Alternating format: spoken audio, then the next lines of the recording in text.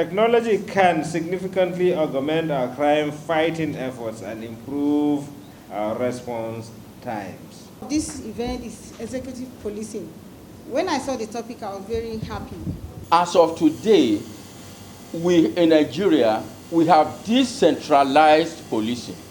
In any way there's an offense committed, in the absence of a law enforcement agency, the citizen is empowered to make arrest. Of challenges when it comes to issue of criminal justice system in Nigeria. Crime and criminality in Nigeria and globally have become more sophisticated and technology-driven. Providing adequate security in a contemporary society going forward will be mostly cyber-dependent and require diversifying and non-kinetic approach. The Inspector General of Police said this while delivering his keynote address at the maiden edition of Police and Executive Forum. The forum convened for the heads of security agencies and other stakeholders in Nigeria meant to deliberate on the topic, the necessary reforms required for effective policing in Nigeria, use of technology and other non-kinetic approach in policy. The IGP noted that the adoption of a cutting-edge technology is paramount in enhancing our policing capabilities. Banditry and other violent crimes pervading the various geopolitical zones of the nation require tougher and yet subtly tactful skills in curtailing them. We must therefore embrace a hybrid policing approach which integrates traditional methods with modern techniques. The adoption of a cutting-edge technology is paramount in enhancing our policing capabilities. This ranges from advanced technical surveillance systems to use of data analytics tools, which should be combined with grassroots and social connectivity with the populace. Beyond the review of the police regulations, the restructuring of the police campaign against cultism and other vices is another approach by the Nigerian police force. This is geared towards addressing the root cause of crimes in our society, such as trafficking and the use of hard drugs, cultism, and gangsterism. Through coordinated preventive measures and engaging with at-risk youths, we aim to deter the criminal behavior among our youths and break the cycle of violence. POCACOV has been tasked with providing alternative pathways for vulnerable youths who are susceptible to joining organized criminal elements. Through mandated campaigns and community policing. In his remarks, the Chief of Defense Staff, General Christopher Gwabe Musa, ably represented by the Director of Operation DHQ, stressed on the solution to insecurity in Nigeria, which is good governance. The Chief of Defense Staff leadership concept on assuming command of the armed forces of Nigeria is to nurture a professional armed forces that is people-centric, collaborative, and capable of meeting its constitutional responsibility in a joint environment. One of the pillars of this concept is jointness and interagency collaboration, which resonates with what we are doing here today. All the sectors are here. That means all of us are thinking alike at this time in our history. And we're to discuss the essential reform necessary to effective policing, and the topic, utilization of technology and the implementation of non-kinetic approach to policing. If you recall, the Chief of Defense Staff, in one of his appearances at National Assembly, aptly mentioned, and I will quote him exactly, one of his statements, he said, "We have realized that the magic wand to address insecurity in Nigeria and any other place in the world is good governance." Good governance. It addresses all. I also said that the security can only do 30%.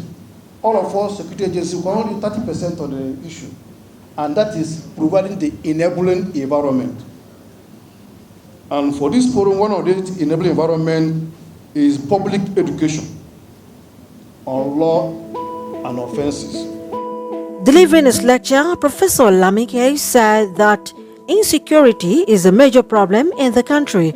It worsened due to bad governance and poor leadership. Military was changing world, and some of us felt very embarrassed that there was no one who could even come and say, no, you can't be talking publicly and insulting one another. That we should have a mechanism. So I think that was organized, and General Agui was actually the main speaker at that event. So I do hope we will maintain now that we've again resuscitated. It was called Policing Executive deliberately. Although the police as the lead agency in internal security is the main collaborator, but it was for all law enforcement and security agencies. That's where policing was used, because policing covers all the activities of all law enforcement and non-law enforcement agencies that deliver security services.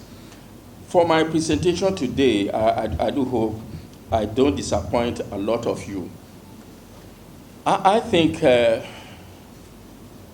very often police have accepted, or policing agencies have accepted responsibility for what they are incapable of achieving.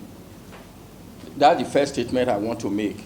Police is incapable of eradicating crime because it is not the cause, the cause of crime does not lie within law enforcement agencies or police. And I think we need to do that. The cure to high level of crime is good governance. It's not more police. It's not more police technology.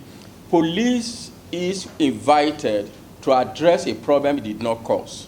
Military, they are invited to address the problem they did not cause. And so if you want a solution, you must go back to the causes of the problem.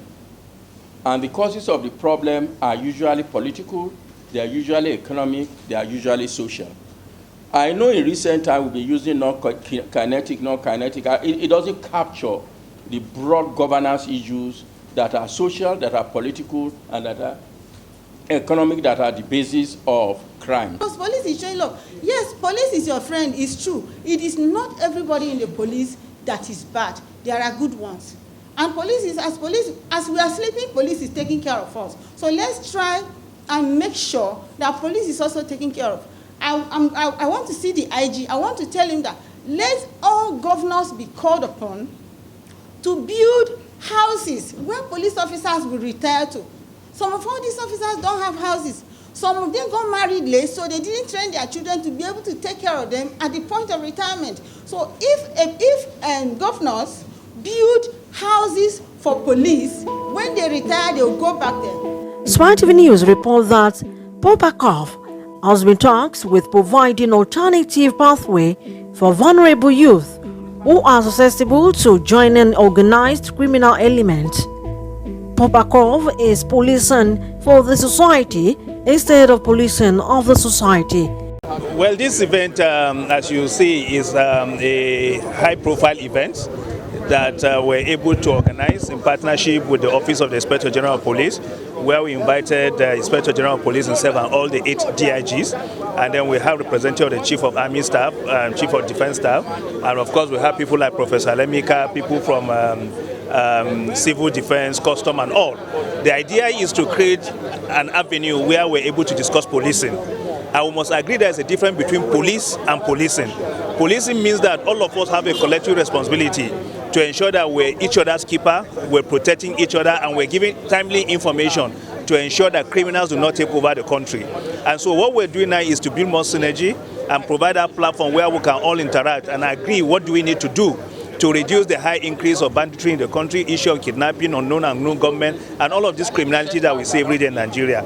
So it's not the issue of the police alone. Media are actively involved, and a lot of other persons are all part of it. And so the conversation for us is to have a common ground where we can discuss issue of peace and security. What we're expecting is the fact that everybody is a stakeholder. But the most important thing that needs to happen if we want to have effective and efficient policing is good governance. That we're able to ensure creating job opportunity, social justice, and that the government is there for everybody, and that way the society will be at peace. The presentation is to underscore the fact that insecurity is a major problem in the country, it's worsening, and I think we're expecting the security agencies to be the one that will solve those problems. But it is bad governance, poor governance that is at the root cause of insecurity. And if you want to solve the problem, is to offer good governance. Of course, it then empowers the security agency to deal with the limited instances of insecurity.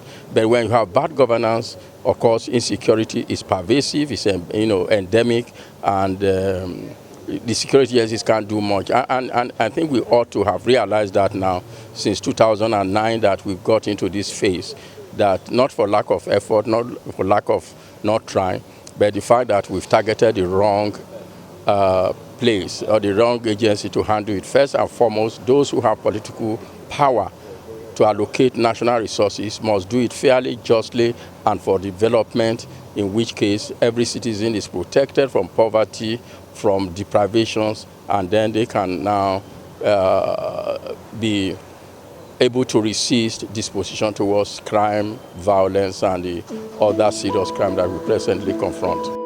It seeks to enhance the value of life of the society by ensuring crimes and criminality are deterred before they exist through advocacy, rehabilitation, and empowerment. Dignitaries of the maiden edition of Police and Executive Forum includes representative of the Chief of Defense Staff, representative from the Senate, representative of Chairman House Committee on Police Affairs, Ministry of Justice, stakeholders from security agencies, among others.